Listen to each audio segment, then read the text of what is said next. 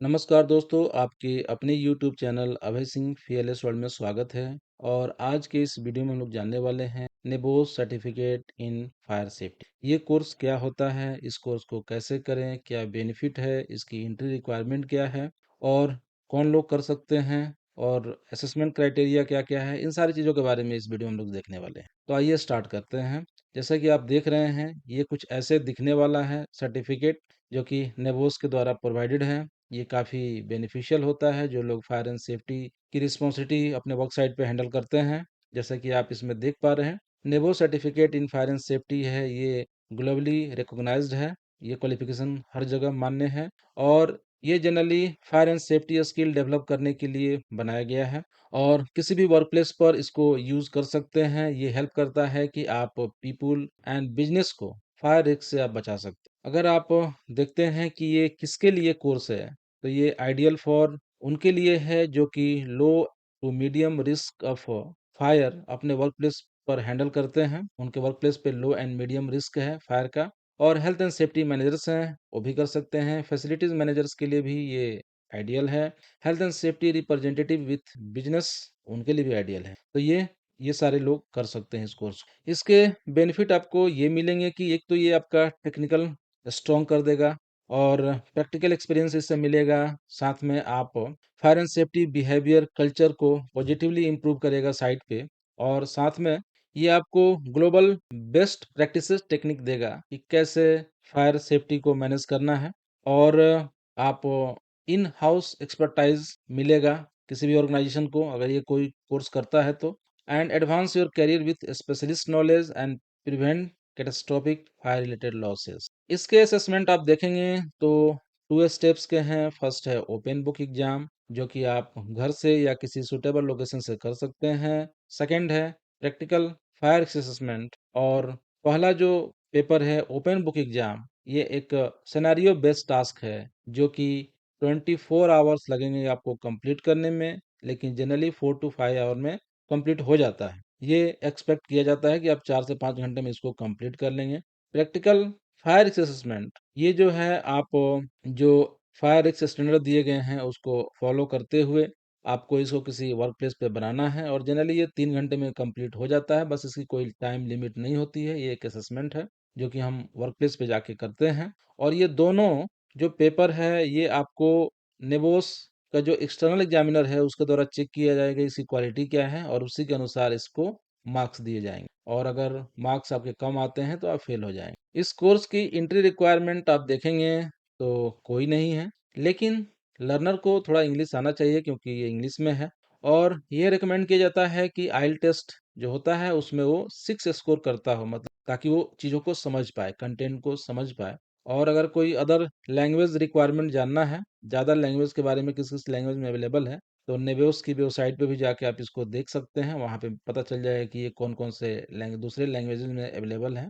और अगर बात हो कि कैसे इसकी स्टडी स्टार्ट करें, तो सबसे पहले आपको एक लर्निंग पार्टनर चुनना होगा। लर्निंग पार्टनर नेबोस से रजिस्टर्ड होगा, उसी को लर्निंग पार्टनर बोलते हैं। आप सेल्फ स्टडी नहीं कर सकते हैं, आपको लर्निंग पार्टनर चुनना ही होगा और वही आपको हेल्प करेगा इस एग्ज़ाम को प्रिपेयर करने में, एग्ज़ाम दिलवाने में, तो असेसमेंट कंप्लीट करवाने में वो आपको हेल्प करेगा, यानी कि टीच करेगा। बट आपको एग्ज़ाम तो आपको खुद ही देने हैं। तो आखिर कहाँ स्टडी करें? तो आप जहाँ भी हो वहाँ पे देख सकते हैं कि कोई लर्निंग पार्टनर है क्या और चुन सकते हैं। जो भी आपको आपको फिट बैठे आप चुन सकते हैं। लेकिन चुनने से पहले कुछ चीज़ों का ध्यान देना होगा, जैसे कि क्या आप फेस टू फेस पढ़ना चाहते हैं तो उसके अनुसार चुनिए। डिस्टेंस लर्निंग भी अवेलेबल है, इन कंपनी ट्रेनिंग भी अवेलेबल है, ई लर्निंग भी अवेलेबल है, तो उसी के अनुसार आप चूज़ कर सकते हैं। कोर्स स्ट्रक्चर जो है, लोकेशन और ऑनगोइंग सपोर्ट, क्या आपको पूरी तरह से सपोर्ट करेगा, तो इसके अनुसार अपना लर्निंग पार्टनर आप चुन के और अपना स्टडी स्टार्ट कर सकते हैं। अगर इसके कॉस्ट की बात करें तो each learning partner set their own fee based on services offered. सभी का तो अलग-अलग है। Contact various learning partner to learn their fee and what's include. हर एक लर्निंग पार्टनर के फी अलग-अलग होंगे जैसा वो सर्विस दे रहे हैं। तो आप सभी लर्निंग पार्टनर से कॉन्टैक्ट कर सकते हैं, उनके फ़ी के बारे में जान सकते हैं। और फ़ी इस बात पे भी डिपेंड कर सकता है कि वो स्टडी किस तरीके से कराएँगे, लेवल ऑफ सपोर्ट क्या होगा, एग्ज़ाम रजिस्ट्रेशन फ़ी, ये सब चीज़ों पे डिपेंड कर सकता है, लेकिन मेरा मानना है कि लगभग आप 35,000 से स्टार्ट होगा और मैक्सिमम कहाँ तक जाएगा, मान लो लाख रुपए तक जा सकता है। ये मैं इंडियन रुपीस की बात बोल रहा हूँ। अगर मैं डॉलर की बात बोलूँ तो जैसा कि मैं देख पा रहा हूँ कि ये चीज़ें वेरी करेगा $375 से लेके $1,150 तक। तो इस तरीके से आप जिस भी कंट्री में रहते हैं अनुमान लगा सकते हैं कि कितना इसका फी होगा। इसके प्रोफेशनल रिकॉग्निशन एंड एसक्यूए एक्रीडिएशन आप देख सकते हैं। ये इस लेवल का आपको एक्रीडिएशन देता है, तो आप इसे समझ सकते हैं। तो अगर ये आपको क्वालिफिकेशन अचीव करनी है, तो मैंने बताया कि इसके 2 यूनिट्स हैं। दोनों यूनिट में आपको पास ले आना पड़ेगा ताकि आपको ये क्वालिफिकेशन मिल पाए। और एक बार आप अपने आप को रजिस्ट्रेशन करवाते हैं तो इसकी वैलिडिटी 5 ईयर है। तो 5 ईयर में आप कभी भी रीसीट करके आप इस एग्ज़ाम को कंप्लीट कर सकते हैं। अगर आप 5 ईयर बैक आपने इसमें रजिस्ट्रेशन कराया था और 5 साल बीत गए और बीच में एक पेपर पास हो गए, तो ये हर 5 साल के बाद क्या होगा, फिर से आपको करना पड़ेगा सब कुछ। तो हर 5 ईयर में आपको रीटेक लेना पड़ेगा। तो मैक्सिमम सारे लोग 5 ईयर का विदिन 1 ईयर में कंप्लीट कर लेते हैं। लेकिन कुछ लोग किसी कारणवश होल्ड करते हैं, तो उनके लिए है कि विदिन 5 ईयर्स आपको इस क्वालिफिकेशन को अचीव करना है, अदरवाइज आपको फिर से रजिस्ट्रेशन करवाना। अगर आप देखिए तो इसमें रिसीट की कोई सीमा नहीं है, आप बार-बार चाहे तो रिसीट कर सकते हैं, जब तक आप पास नहीं होते। तो आइए अब इसके सिलेबस समरी देख लेते हैं। ये है इसकी सिलेबस समरी, यानी कि एलिमेंट 1 में आपको मैनेजिंग फायर सेफ्टी पढ़ना है। एलिमेंट 2 में principle of fire and explosion देखना है। एलिमेंट 3 में causes and prevention of fire and explosion देखना है।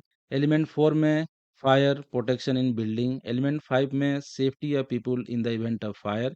Element 6 fire safety risk assessment. And second paper के बारे में आपको तो मालूम ही है।